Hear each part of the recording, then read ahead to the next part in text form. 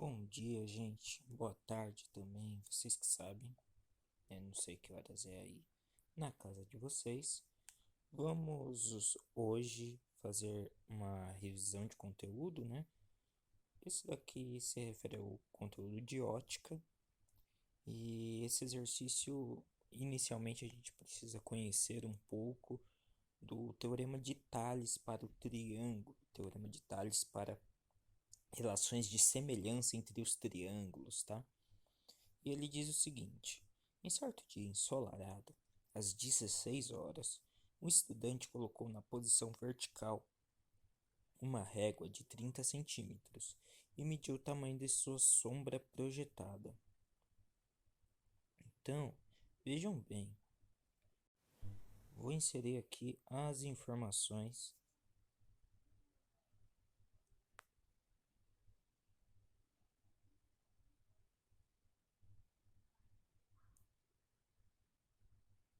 que nós temos, tá? As informações com relação ao horário não são relevantes, apenas com relação a esses tamanhos aqui. Então, 16 horas, né? E ele colocou uma régua de 30 centímetros aqui e mediu o tamanho da sua sombra projetada no solo. Vou fazer de outra cor. Aqui. Essa é a sombra, um pouco menor do que o objeto em si. Muito bem. Naquele momento, verificou que o tamanho da sombra de um pinheiro. Então, tem um pinheiro aqui. Vou desenhá-lo. Essa comparação aqui que a gente vai fazer.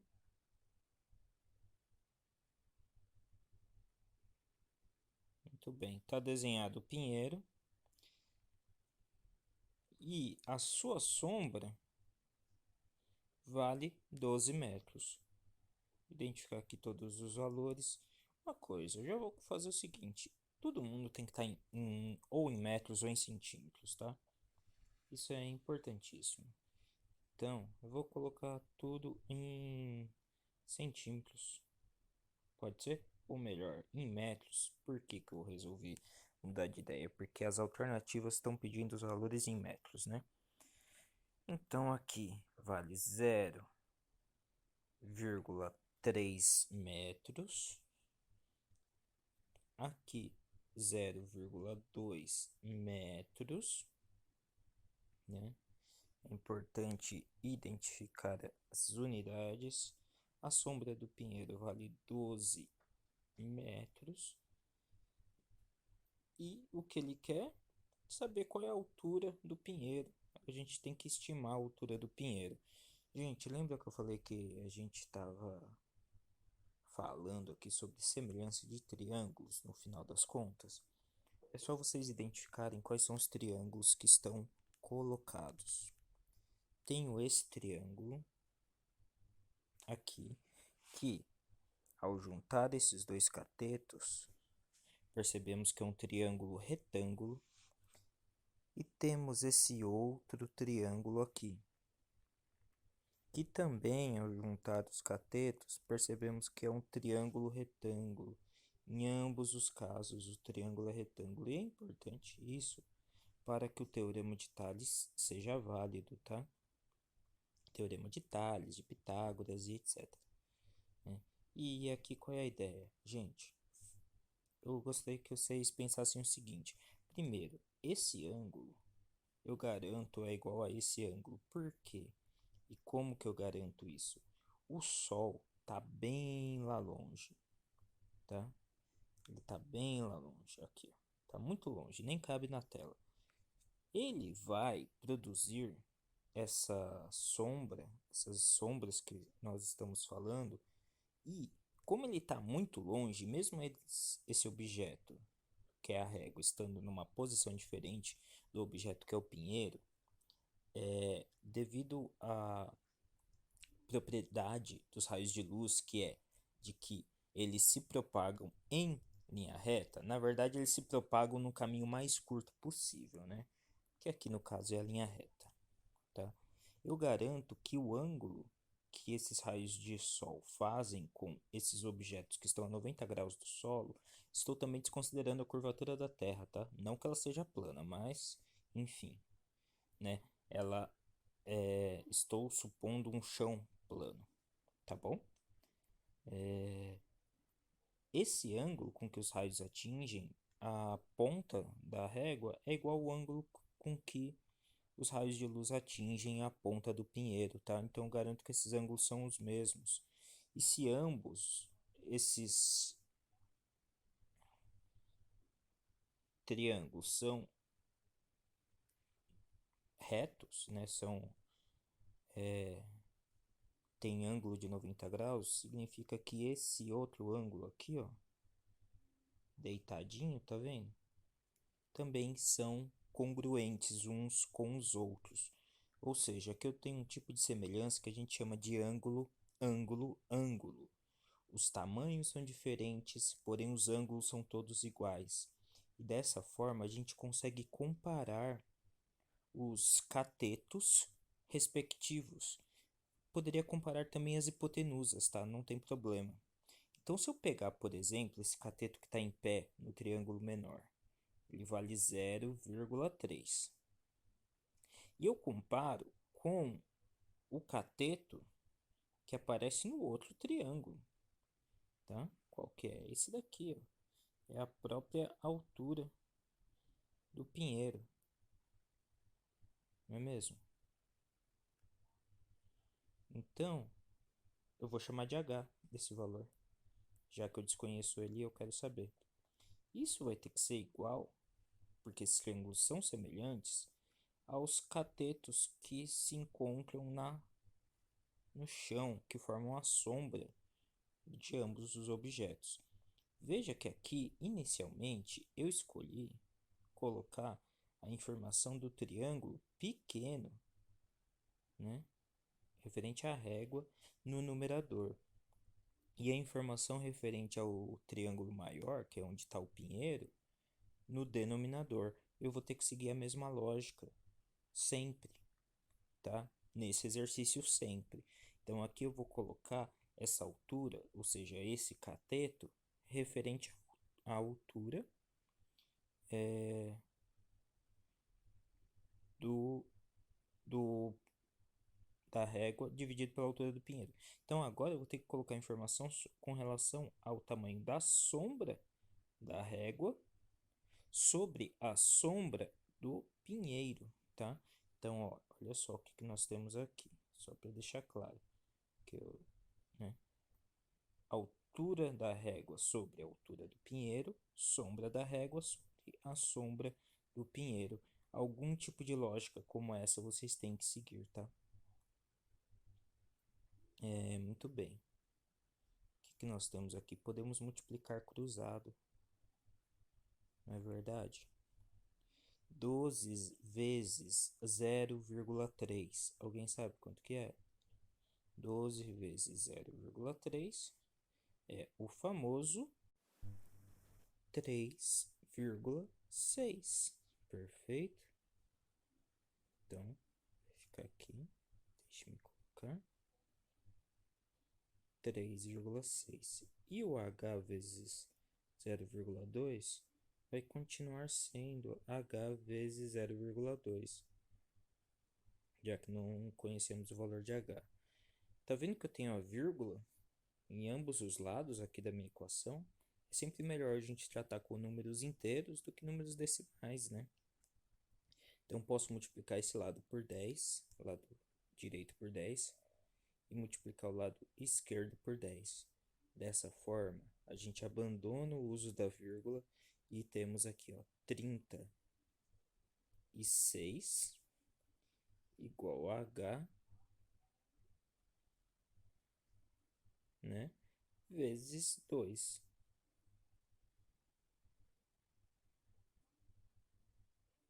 Ou seja, o h é igual a 36 dividido por 2. 36 dividido por 2 é 18. Mas 18 o quê? 18 metros.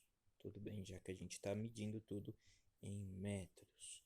E é isso aqui nos dá a alternativa B. Perfeito? Vamos ao próximo exercício, por favor. Bom, esse exercício é bem clássico, tá?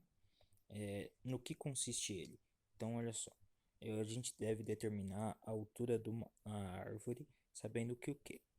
Enquanto mantém um espelho plano e quadrado, com 20 centímetros de lado vertical, um jovem observa que o espelho permite que ele veja exatamente a imagem de uma árvore. Quando o espelho for colocado a 40 centímetros de seus olhos. Com essas informações, é requerido que nós resolvamos qual o tamanho da árvore. Olha só, gente, para facilitar, eu vou aproveitar aqui o desenho e completá-lo. Porque olha só, veja bem, se aqui desse lado eu tenho esse menino, tá? O que que acontece? Nos espelhos planos, há uma simetria entre o objeto e a sua imagem, perfeito? Então, o objeto e a sua imagem são simétricos. Ou seja, a imagem projetada dentro do espelho estará na mesma distância com relação ao espelho do que o próprio objeto. Vou tentar colocar aqui, só um momento. Vou tentar colocar aqui o que a gente veria no nosso espelho. Olha só. Vou copiar esse desenho. Vou fazer um flip aqui. E olha só, ó que bonitinho. É isso que a pessoa estaria vendo dentro do espelho, não é mesmo? Repara o que aconteceu nesse caso aqui. Nós acabamos, né, ao fazer isso, completando o triângulo formado entre a árvore e o centro do espelho, né? Então, olha só o triângulo que nós temos, ó, será feito em amarelo. Perfeito? E nós temos os valores envolvidos, não é? Eu tenho aqui, reparem o que eu vou fazer. Eu tenho esse triângulo maior, que nós sabemos qual é o comprimento dele, não é mesmo?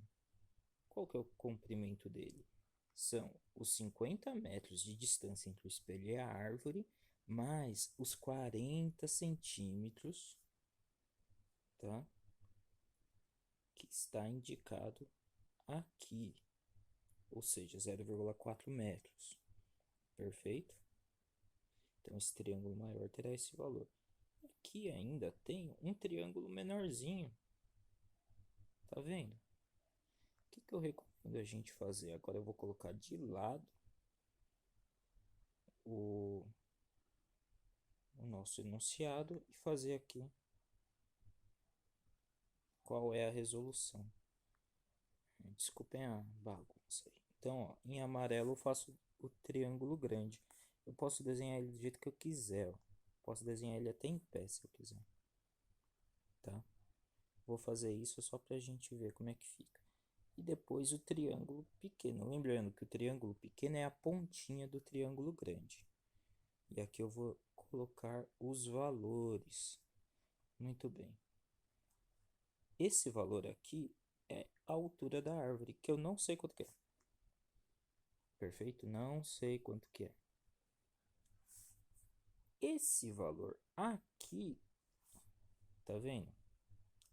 Ele é a distância entre a árvore e a ponta do triângulo formado lá já dentro do espelho, tá?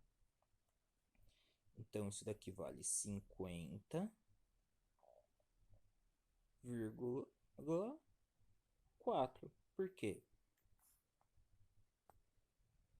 São esses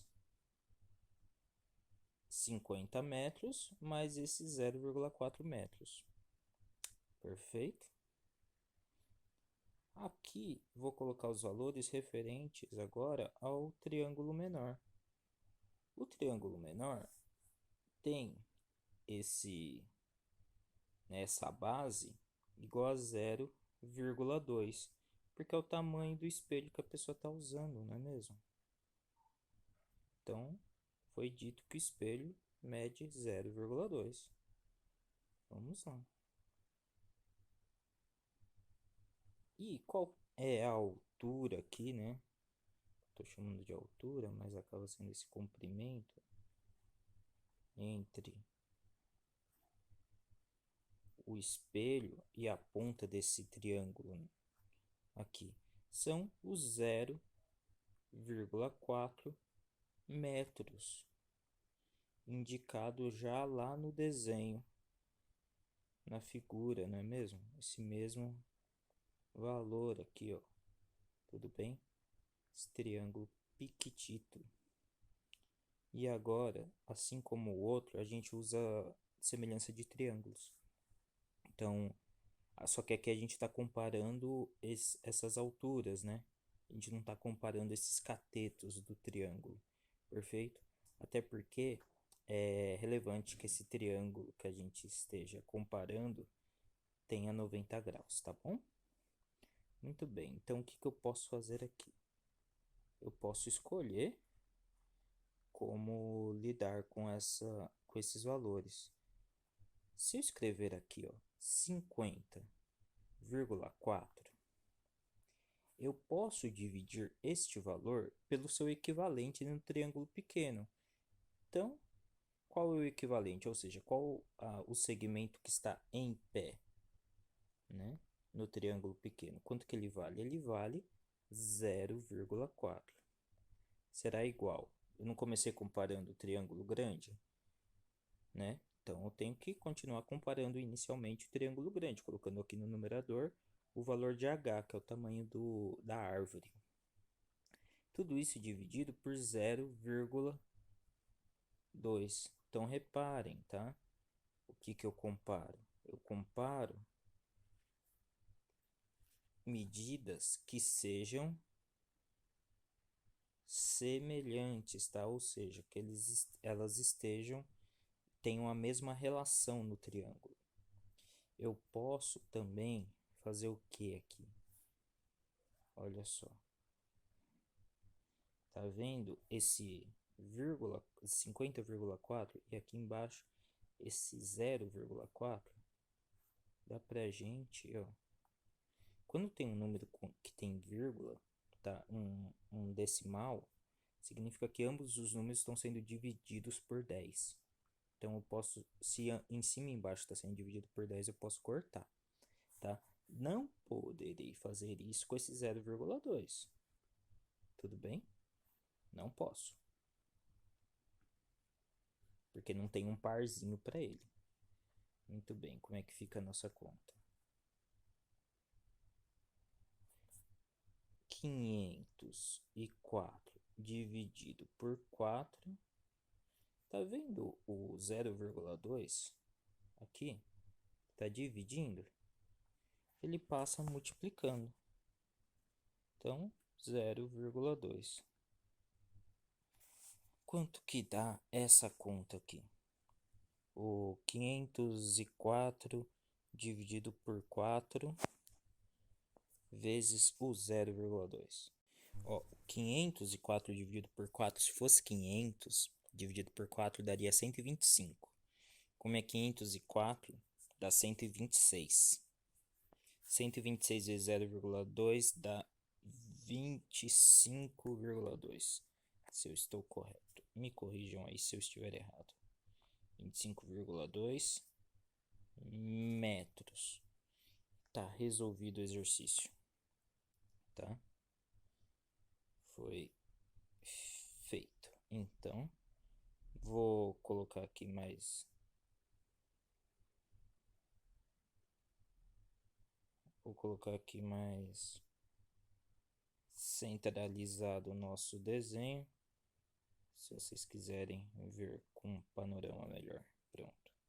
Tá mais bonitinho agora. Vamos ao próximo exercício.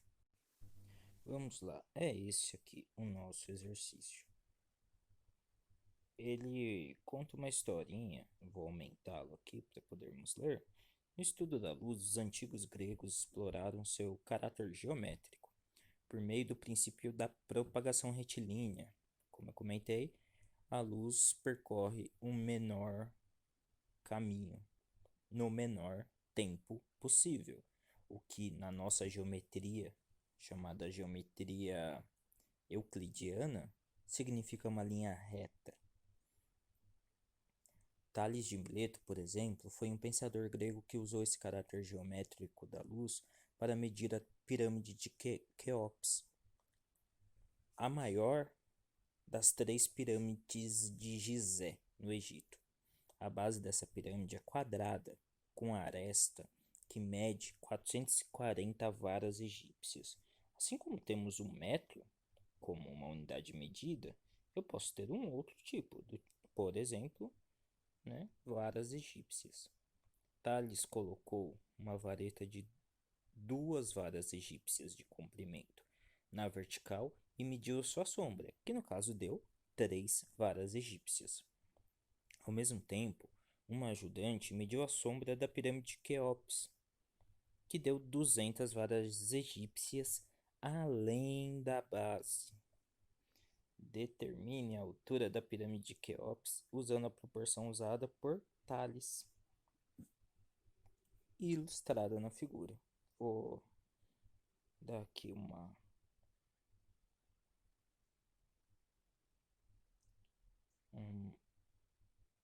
mostrada aqui na figura. Reparem o seguinte, gente. A figura aqui que nós encontramos, eu tenho esse valor 200 varas egípcias como um valor além da base. Eu não vou poder inicialmente comparar este valor que eu desenhei em amarelo com a base do triângulo formado aqui entre a vara e a sua sombra. Eu vou precisar, vejam só, completar esse comprimento da sombra da pirâmide. Perfeito? Como que eu vou fazer isso, gente? Ó, ele indicou que a nossa pirâmide ela é quadrada, né? A base é quadrada e sua aresta mede 40 varas egípcias. Pessoas, a aresta de uma pirâmide são as quinas da pirâmide, tá? Então vejam só. Coloquei o desenho aqui de lado. E o que nós temos? Sua aresta é de 440 varas egípcias.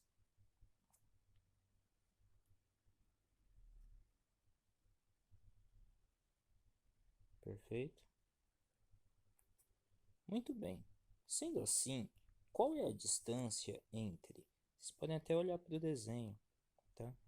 Esta aresta que eu estou indicando em laranja e o comecinho do triângulo, daquele triângulo que eu quero completar para formar o comprimento, né, entre o centro da pirâmide e o final da sua sombra, tá? Não é? E aí depois, ó, esse valor aqui restante, ó, é mais 200 varas egípcias. Preciso saber quanto que é esse trechinho aqui. Ora, se a base é quadrada e vale 440 varas egípcias, isso daqui se encontra no centro, né? Esse ponto aqui é o centro. E eu terei aqui 220 varas egípcias. Ou seja, no total, Ó o triângulozinho, ó o segmento que eu coloquei em verde, estão vendo? O segmento que eu coloquei em verde é o mesmo que eu vou desenhar aqui na figura do enunciado em verde. Tá bom? São as 200 varas egípcias, mais as 220 que vão do centro da pirâmide até a sua aresta. Ou seja, no total, isso daqui vale 420 varas egípcias. Agora sim eu tenho os triângulos completos. Ó, eu vou rasurar aqui o desenho do enunciado. Então eu tenho 440 varas egípcias nessa sombra formada, essa base, não é mesmo? E quanto que deu a sombra da vareta que ele colocou? 3, de acordo com o enunciado, né? 3 varas egípcias. O comprimento da vareta, ele sabe, 2 varas egípcias. E o comprimento da nossa pirâmide, né? O comprimento, assim, a altura, né, da nossa pirâmide é desconhecida. Bom, tá feito praticamente o exercício, tá? A gente só precisa montar aqui a nossa relação de semelhança entre triângulos e seguir. Muito parecido com os anteriores, né? Então, Hzão dividido por 2. Reparem que dessa vez eu peguei o triângulo maior, né? Igual. Vou continuar colocando o triângulo maior no numerador. Igual a 440 não, perdão. Daqui dá 420, né? Vou fazer a correção aqui. Ó, 420 é esse valor em verde aqui, tá? Então vou corrigir aqui. Vou apagar. Então 420. Pronto. Igual a 420 dividido por quanto? O equivalente da sombra da vareta. Perfeito? O 2 que está aqui dividindo vai passar multiplicando. O que nós temos então é que setinha, né, de implica, Hzão igual a 420 sobre 3 vezes 2. Quanto que fica isso daqui? Olha, é sempre comum que eu reparta, tá?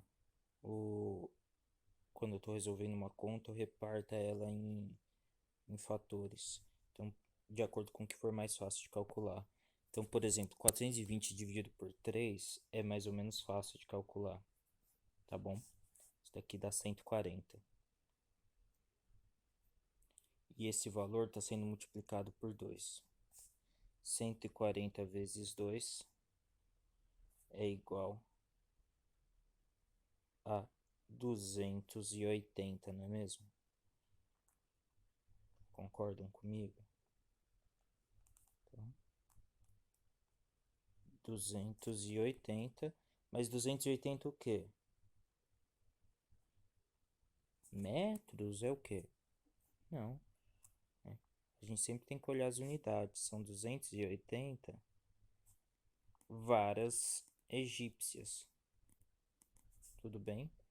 Esse é o valor correto. Muito bem. Vamos ao próximo exercício.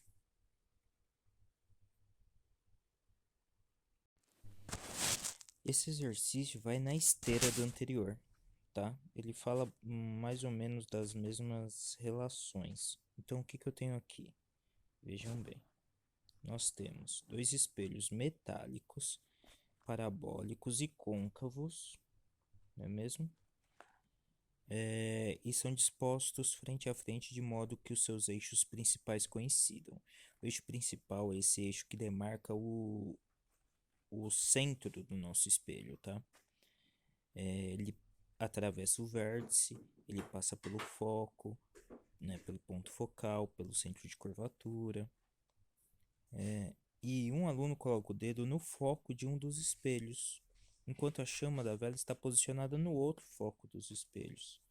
E aí, no item A, ele pergunta o que está acontecendo enquanto a vela fica acesa e se substituirmos a chama da vela por uma pedra de gelo, o que acontece? Tá? Muito bem, vamos lá. Pergunta meio estranha, né?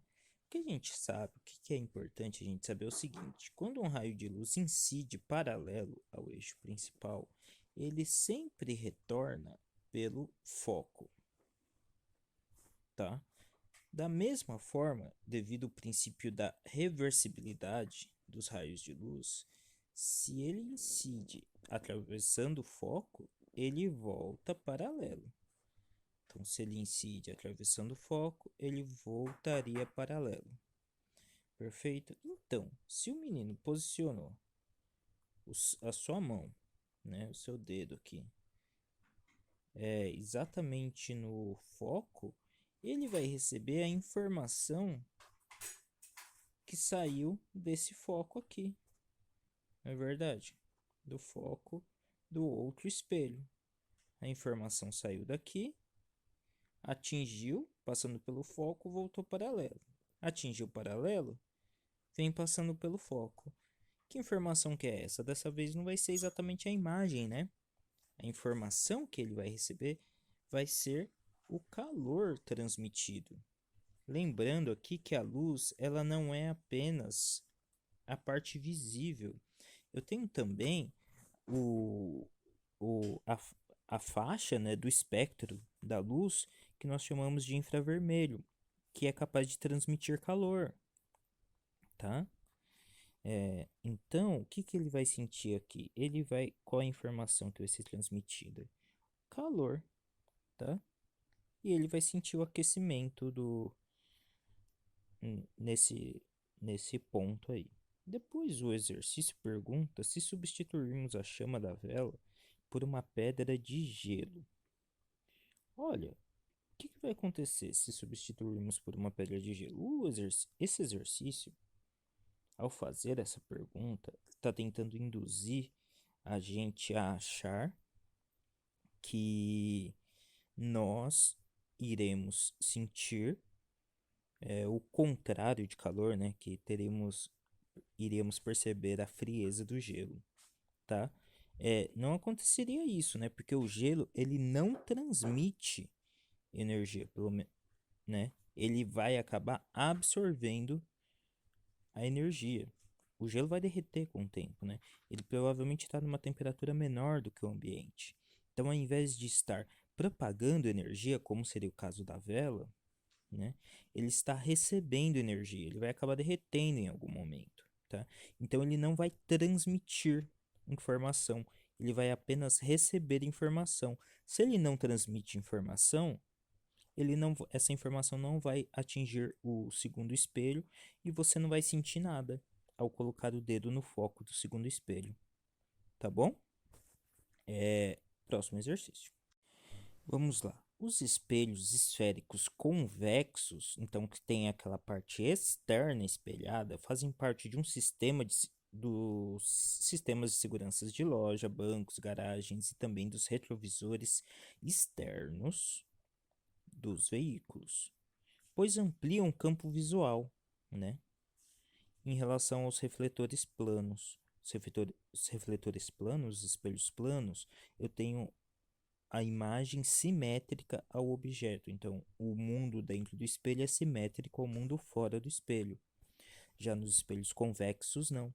Eu tenho uma ampliação do campo visual. Isso significa uma redução na imagem, tá? Para que caiba um campo visual maior. A representação a seguir mostra a construção da imagem no espelho convexo. Vamos ver. Olha só o que acontece aqui. Tá? Vou ampliar aqui. Então, tem um objeto qualquer posicionado sobre o eixo principal de um espelho convexo. E o que vai acontecer? Ele vai estar iluminado, uma parte dos raios de luz vão atingir o próprio objeto. os raios de luz que incidirem horizontalmente em relação ao eixo principal vão refletir divergindo, perfeito?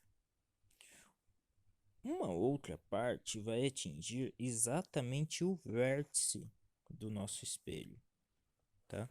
Ao atingir o vértice do nosso espelho, o vértice ele se comporta como se fosse um espelho plano, e assim a reflexão ocorre com o mesmo ângulo de incidência. Aí você pergunta para mim, ah, tá, mas e esses pedaços aqui, e esse raio de luz, por exemplo, que vier para cá, o que que acontece? O raio de luz que vier para esse ponto que eu estou mostrando, ele vai divergir tanto que vai sair do espelho, tá?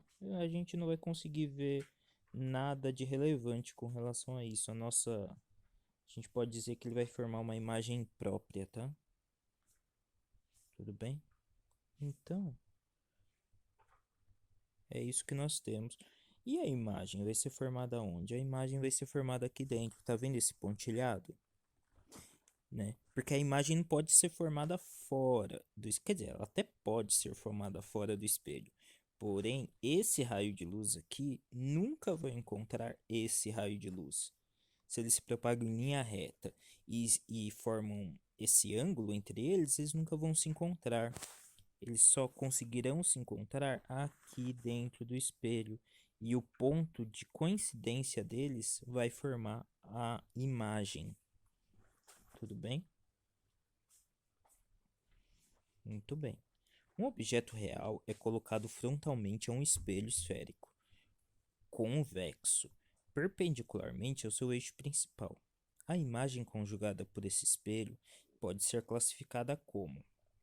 O que eu preciso fazer aqui é basicamente classificar essa imagem. Como que a gente classifica uma imagem, gente? A gente classifica ela da seguinte forma, olha só. Vou voltar aqui. O observador não consegue estar dentro do espelho, ele naturalmente está fora do espelho. Eu vou simbolizar o observador como um olhinho aqui. Tudo bem? Se aquilo que está na mesma região, no mesmo campo que o observador é chamado de real, e aquilo que está em outro campo, ou seja, que o observador ele não está ao seu lado, né? Não está do lado do observador, é chamado de virtual, tá?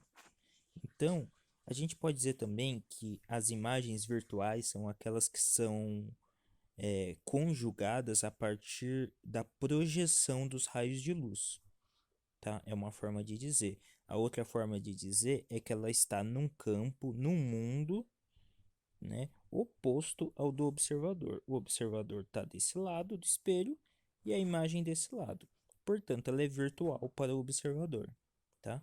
Também posso dizer que ela não é formada pela conjunção dos raios de luz de fato, mas sim pelas suas projeções, tá?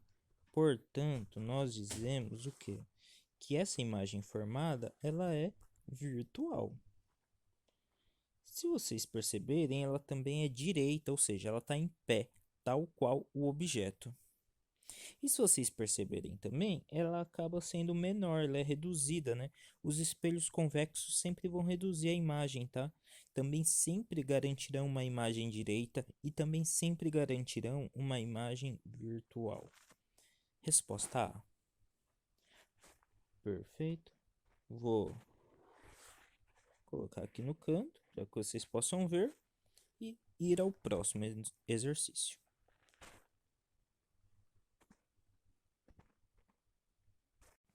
Muito bem, esse é o próximo exercício, ele trata do assunto, um assunto chamado campo visual. E aqui ele diz o seguinte, ó, um observador está diante de um espelho E. Quatro objetos são colocados nos pontos 1, 2, 3 e 4, conforme indicado na figura a seguir. Podemos afirmar que o observador em O consegue ver por reflexão no espelho E os objetos localizados onde? Então, onde estão esses objetos, né, que a gente consegue ver a partir da reflexão? Ó, eu vou ampliar aqui um pouquinho, tá? O nosso desenho. E aí eu vou fazer o seguinte. Gente, para nós conseguirmos ver alguma coisa no espelho, primeiro é preciso estar iluminado. Esse objeto precisa estar iluminado. A luz precisa atingir esse objeto. Então, vou dar um exemplo aqui, tá?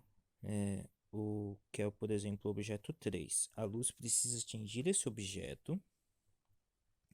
Essa luz que atingir o objeto vai atingir o espelho. Como é um espelho plano, ele vai ser refletido, né?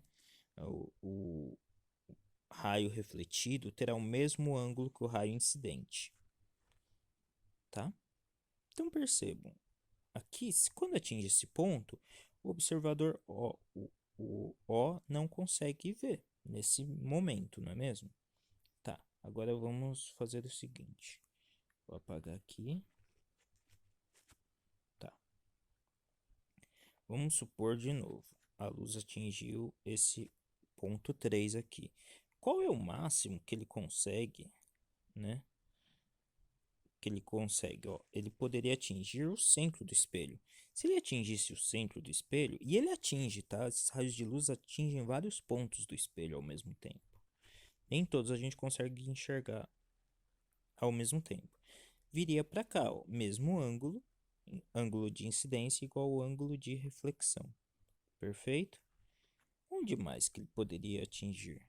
Ó, ele poderia atingir esse ponto aqui. Faz sentido? Se ele atingir esse ponto, qual é a simetria que nós teremos aqui? Ó? Lembrem-se, ângulo de incidência igual ao ângulo de reflexão. Olha só, pegou, atingiu o observador O. Portanto, o ponto 2 é enxergável através desse espelho. Poxa, beleza, perfeito. Vamos ver o que mais que acontece aqui. Tá? Vamos supor que essa luz tenha atingido o ponto 4. Tá? Tem que ser um pouquinho mais reto do que o que eu estou desenhando, mas não tem problema.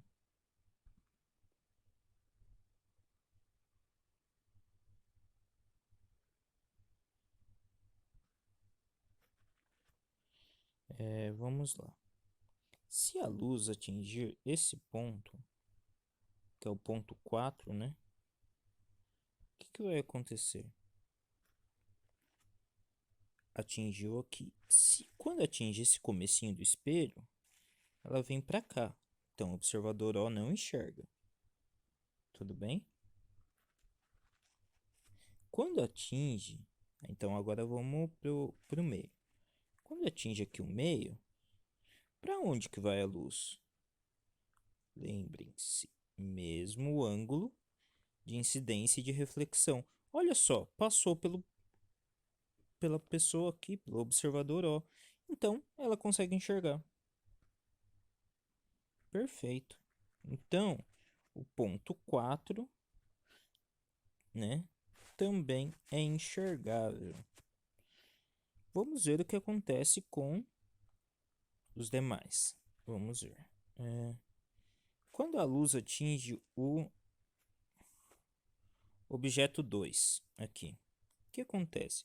A luz será refletida, não é mesmo? Vamos supor que se ela for refletida aqui para o centro, por exemplo, e ela também é, só quem estiver aqui no centro observando é que vai enxergar. Perfeito? Porque quando atinge a 90 graus do espelho, né, perpendicular ao espelho, ela volta também perpendicular. Lembrem-se, mesmo ângulo, né? Muito bem. Então, o que vai acontecer aqui? Ela pode atingir esse ponto. Se ela atingir esse ponto, olha só para onde que ela vai. Ela incide aqui, não alcançando o observador O. Vamos ver o que mais. Se ela atingir esse ponto, que é já no finalzinho do espelho, olha só o que acontece. volta com o mesmo ângulo e atinge o observador O. Portanto, o objeto número 2 também é enxergável. Não é verdade? Eu acho que eu já fiz o objeto número 2. Bom, aqui eu tinha falado do 3, né? Então, o 3, o 4 e o 2 por enquanto. E quando a luz atinge o ponto 1, o que acontece? O máximo o que ela pode fazer, ela atinge o centro, né? Por exemplo, do espelho. Nesse caso, se ela fazer assim, ela vai ser refletida para esse outro lado, bem longe do observador, ó. Se ela refletir perpendicular ao espelho, volta perpendicular. Ou seja, não tem nenhum ângulo em que faça com que essa informação acabe vindo até o observador O. Portanto, eu só não consigo enxergar o ponto 1. Vamos identificar aqui qual é a alternativa correta. Ó, eu consigo enxergar o ponto 3, o ponto 4 e o ponto 2. Cadê? 3, 4 e 2. Alternativa E. Próximo exercício. E esse aqui é o exercício. Vamos lá. Ele diz o seguinte. Eu tenho um balão. Uma criança segura um balão de gás hélio. Então ele é capaz de voar, né? Cuja extremidade superior se encontra a 2,5 metros do teto de um salão de festas. Estão aqui indicadas as medidas, né, no desenho. Num dado instante, a criança solta o balão, que começa a subir em direção ao espelho preso no teto do salão. É estranho, né? Um salão com um espelho no teto, mas tudo bem. Considere que o balão sobe com velocidade constante e que demora 4 segundos para atingir o espelho. Determine o módulo da velocidade da imagem do balão durante a subida com que se aproxima do objeto. Isso daqui está escrito de um jeito meio excêntrico, tá? Mas o que ele está perguntando é a velocidade relativa com referencial da imagem, né? Com referencial no balão, tudo bem? Como se o balão fosse o observador. Perfeito? Vou colocar o exercício aqui de lado e o que eu vou fazer primeiro? Eu vou calcular qual é a velocidade com que o balão sobe. Velocidade com que o balão sobe é igual a ΔS sobre ΔT, já que ele disse ser uma velocidade constante. O ΔS é 2,5 metros e o ΔT são 4 segundos. Fazendo essa conta, nós temos velocidade igual a 0,600. Só um momento que eu fiz aqui muito grande minha letra, né? 0,625, tá? Esse é o valor. Qual é a unidade? Metros por segundo. Perfeito. Vou colocar essa informação aqui. Então, essa é a velocidade que nós temos. O que acontece? Observem, por favor, no desenho. Eu tenho uma velocidade orientada aqui para baixo e uma outra velocidade orientada aqui para cima. No cálculo da nossa velocidade relativa, repare que o espelho está em repouso, não é mesmo? Como é que vai ficar? Sempre que a gente vai calcular a velocidade, é como se fossem dois objetos, um indo contra o outro. Quando a gente calcula a velocidade relativa, eu vou chamar aqui de VR, sempre será a velocidade de um dos objetos, então vou chamar V1, menos a velocidade do outro objeto, que eu vou chamar de V2. Mas aqui que está o esquema. Essa subtração sempre é uma subtração de dois vetores, então preciso levar em conta o sinal das coisas. Se uma das velocidades está com um sinal oposto ao outro, então uma está indo para baixo outra está indo para cima, né? Aqui tanto faz quem que vocês considerarem para baixo ou para cima, tá? É só vocês colocarem o referencial em uma delas. A velocidade relativa será igual a... Lembra qual o valor que deu, né? 0,625 metros por segundo. Será igual a 0,625 metros por segundo de 1 menos, esse menos vem da nossa própria relação entre as velocidades relativas, menos a outra velocidade. Por que esse menos aqui duplicado? Porque elas têm sentido contrário. Perfeito? Então, a velocidade relativa será igual... Vejam, aqui eu tenho um menos e um menos. Isso, menos com menos dá mais, né? Isso daqui é uma soma. Então, dá 0,625 mais 0,625. Resposta 1,25 metros por segundo. É sempre estranho fazer esses exercícios de cinemática no espelho. Sempre estranho não, mas é sempre muito perigoso porque eu tenho que colocar o referencial muito bem indicado, tá? Aqui acabou ficando uma soma. Vocês podem perceber também isso daí em outras situações, como no exercício, no nosso próximo exercício, que também fala sobre velocidades relativas nos espelhos, mas agora a gente vai trocar o observador, tá? E ver qual é a diferença que faz. Olha só. E esse é o próximo exercício. Considere uma pessoa e um espelho plano movendo-se em relação ao referencial ligado à superfície terrestre, com velocidades escalares indicadas. E ele pergunta qual a velocidade da imagem da pessoa em relação à superfície terrestre. Esse exemplo é um pouco diferente do que eu dei em aula, em que a gente estava buscando o valor da imagem em relação à pessoa, né? E é diferente do exercício anterior, em que a gente estava calculando a velocidade da imagem em relação ao próprio balão, né? Do balão como um observador. Dessa vez, o observador está aqui fora, olha só, na superfície do planeta Terra. Ele não tem nada a ver com esse grupinho aqui de pessoas e espelhos, tá? Ele está só olhando e ele quer saber. E qual é a velocidade que essa pessoa que está aqui fora, só olhando, vai identificar da imagem do menininho? Tudo bem? Muito bem.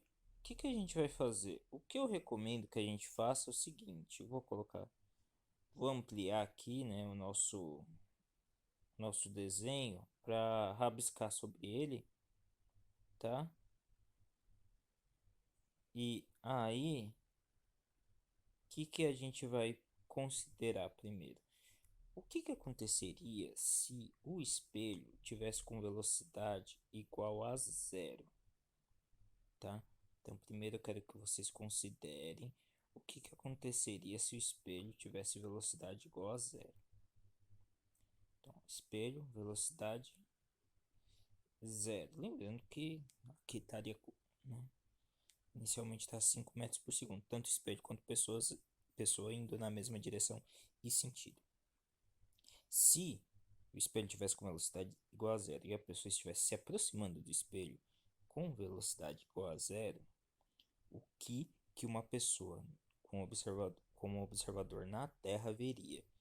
No exercício anterior, quando a gente mediu a velocidade da imagem em relação ao observador, que é o próprio objeto, a gente viu que a velocidade que a pessoa, o menininho, vê da sua imagem é igual o dobro da sua própria velocidade, não é mesmo?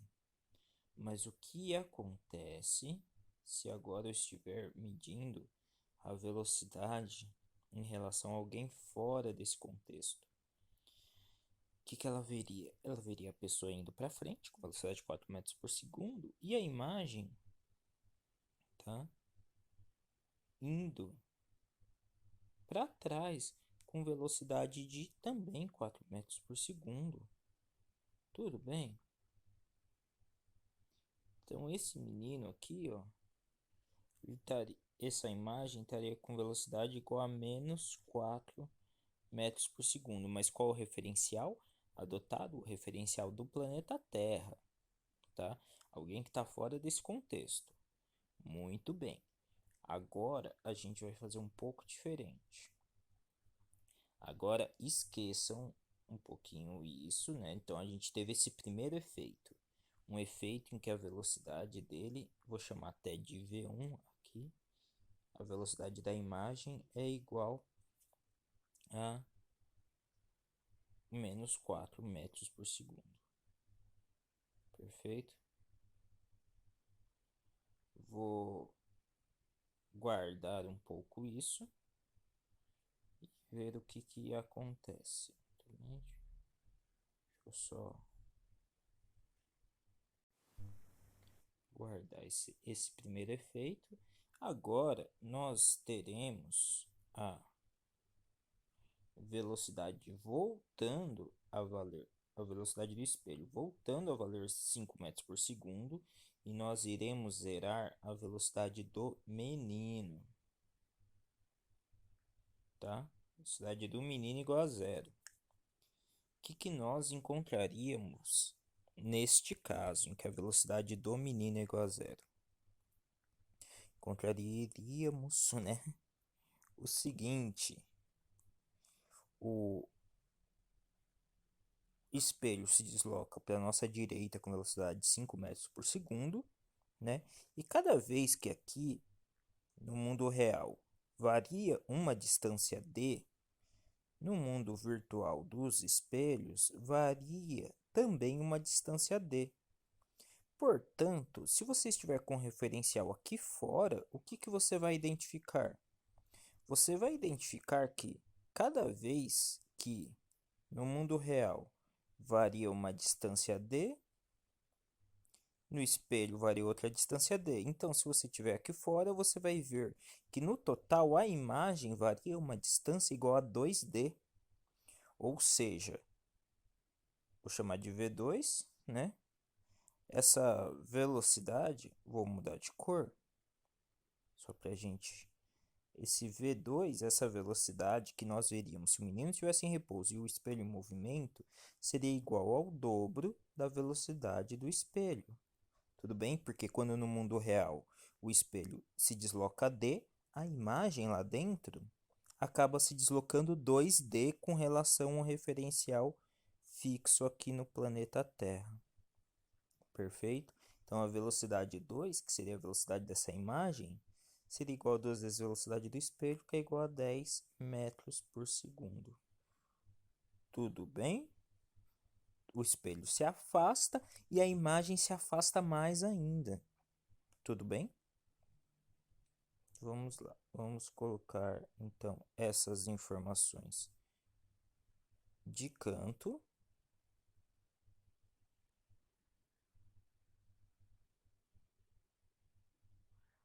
Tá? E ver o que acontece quando nós temos a sobreposição desses dois efeitos, tá? É isso que a gente vai medir agora. O que acontece diante da sobreposição de efeitos? Pensaremos então o que acontece quando nós percebemos esses dois efeitos juntos. Quando nós percebemos aqui o menino com velocidade de 4 metros por segundo e o espelho com velocidade de 5 metros por segundo. Nós veremos os dois efeitos acontecendo ao mesmo tempo. Tudo bem? Enquanto a imagem se afasta do observador na Terra a 10 metros por segundo, perfeito? O menino, ele se aproxima dessa imagem, né, a 4 metros por segundo. Tudo bem? Então a imagem se afasta a 10 metros por segundo e o menino vai se aproximar dessa imagem a 4 metros por segundo. Dessa forma, a velocidade que observaremos será esses 10 metros por segundo, né, que, da imagem em relação ao planeta Terra, menos os 4 metros por segundo, porque enquanto ela corre para a direita a 10 metros por segundo, o menino corre para a direita a 10 metros por segundo, e essas imagens se subtraem, né? Essas velocidades se subtraem, gerando uma velocidade igual a 6 metros por segundo. Tudo bem? Isso tudo ficou tão diferente do exercício anterior simplesmente porque eu coloquei o referencial no planeta Terra. Senão seria o mesmo exercício, por exemplo, né? Seria um exercício muito próximo, tá? Então é isso. Se vocês tiverem dúvidas, podem deixar aqui nos comentários e até mais.